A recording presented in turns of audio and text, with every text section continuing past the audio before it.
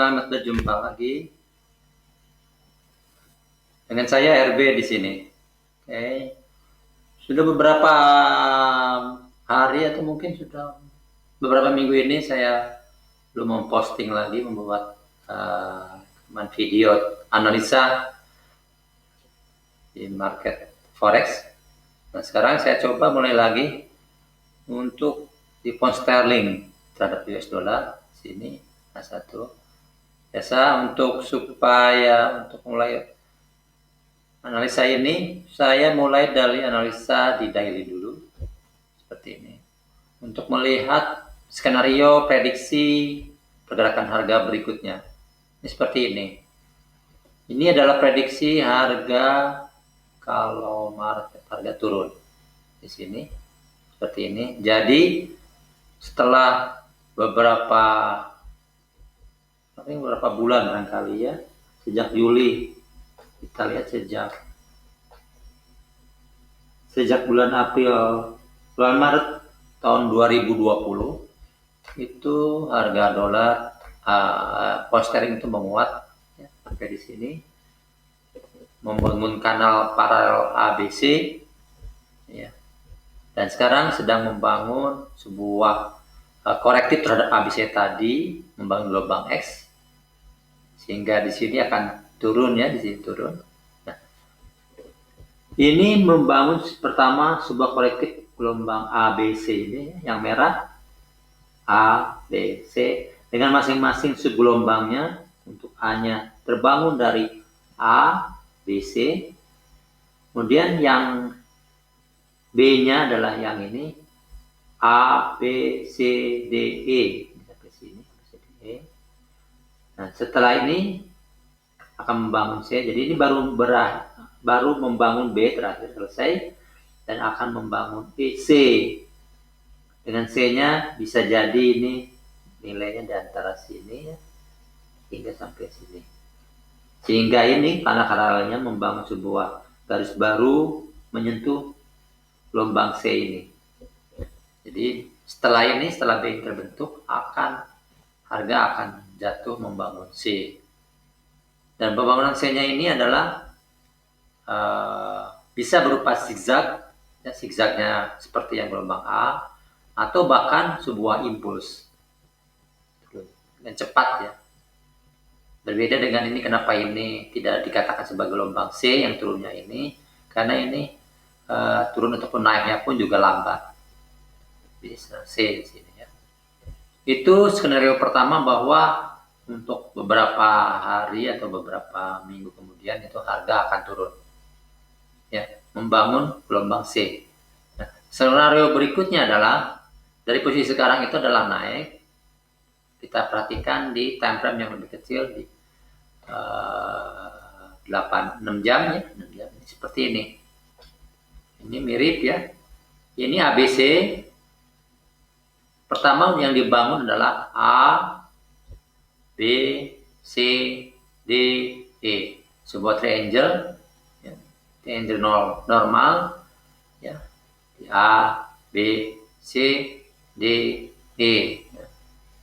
Seperti itu. Kemudian dari sini, dari titik yang saya lingkari ini, membangun sebuah A, ya, korektif flat, korektif zigzag, ini A, atau bisa jadi gelombang 1, atau setelah itu adalah membangun sebuah korektif A, B, C, D, ya, E. Dengan E-nya membangun sebuah subgelombang, sebuah zigzag triangle juga di sini ya, menjadi sebuah triangle. Ini kalau menggunakan ini adalah, jadi ini ada triangle A, B, C, D, E ya. Dengan E-nya ini A, B, C, D, E. Ini kalau di time frame yang lebih kecil akan kelihatan ya, seperti ini. Ini bisa jadi adalah B atau 2. Nah, terhadap time frame yang lebih besar, sentuhan terakhirnya adalah di sini. Ini sebagai gelombang akhir dari korektif turun ini, dan ini membangun sebuah gelombang baru naik ya,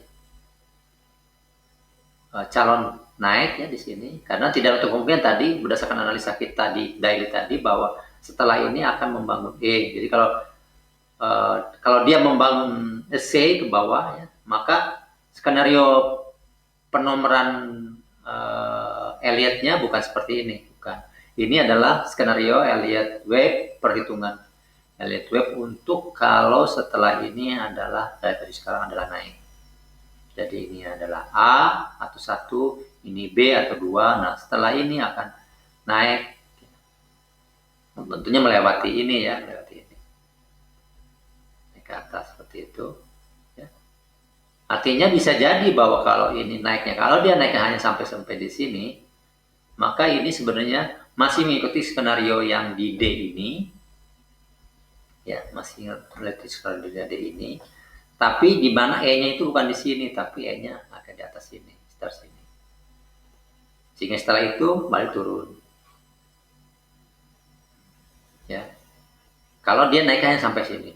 Tapi kalau naiknya di time frame 4-nya itu melewati menjadi 1, 2, misalnya kalau saya ukur menggunakan Fibonacci ekstensi, ini, yang menghubungkan antara titik 0 ke titik 1 atau A, dan diletakkan di B-nya. Nah, kalau dia setelah ini misalnya naik dan kenaikannya hanya sebatas sampai 1 di sini, ya, sampai 1 di antara atau di bawah 1, di antara 1382, ya, area dari 1382 ke bawah, maka ini masih menyatakan sebagai gelombang A, bahkan ini adalah B, ya, B-nya masih naik, ya, kuat ke atas dan C ke bawah. Kalau dia sampai 1382.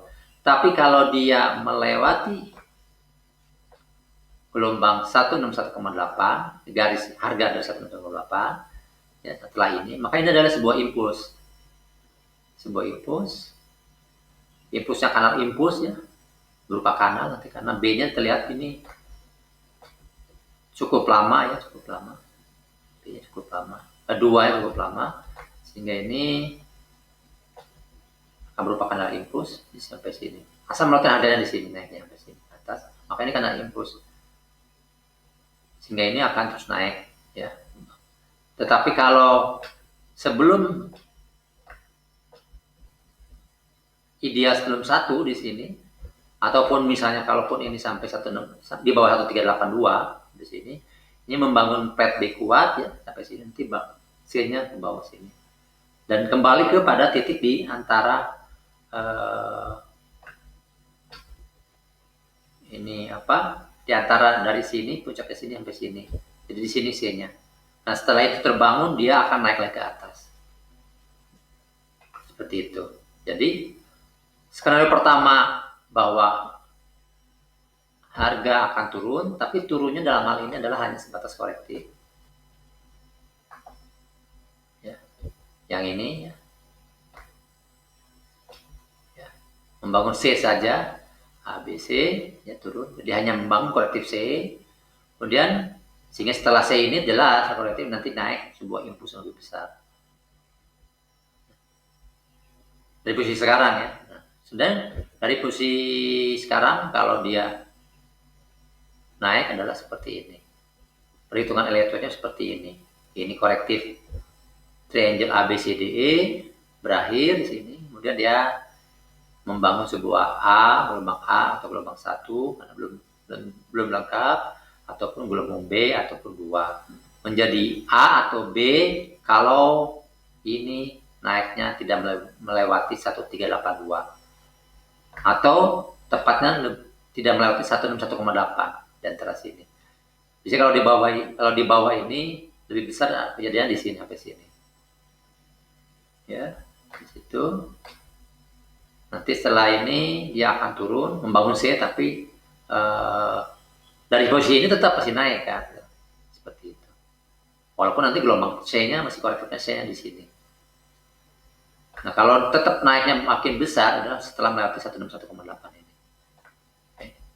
Jadi itulah analisa prediksi Elliott-Wave untuk pound sterling.